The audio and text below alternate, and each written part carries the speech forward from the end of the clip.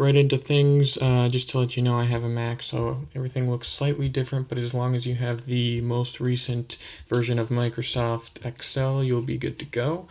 And I also put all of the all what we're going to use in parentheses, so if you have a financial calculator, you know exactly where these are going. So we have a $200,000 loan. I just type that in, and I already have all my formatting lined up. I just want to show you the good stuff. We're assuming no balloon payment at the end, so no future value. N is going to be 30 years, so equals 30 times 12 months in a year. Our rate is going to be 4%, so we're going to do equals 0.04. Make sure you don't forget it's 0.04 divided by 12, because 12 months in a year. So 0.33% or 0.0033 if you don't have that percentage on.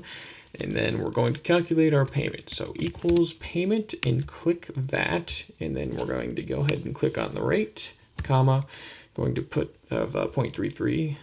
We're going to put our N, 360. We're going to have our present value, $200,000, and our future value is 0, no balloon payment at the end. And then the payments are in the beginning, not the end of the month, so we're going to put 0 for that.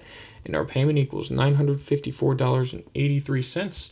It's negative because you received $200,000. You're making payments of $954.83, so they're exiting you or your bank account. So I want to make this even though, so we'll just go ahead and make the present value 0, or negative rather.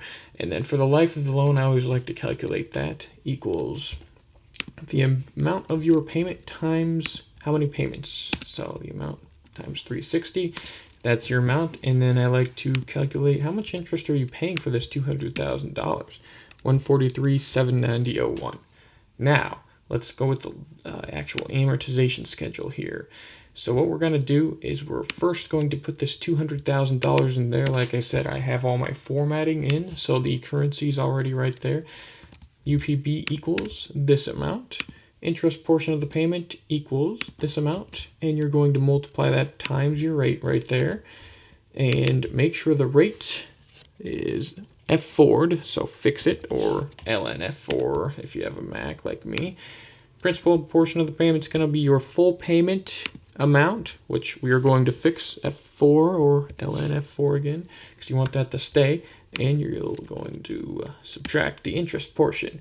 Those two amounts together equal the payment, and once I drag everything down, they're always going to equal the payment.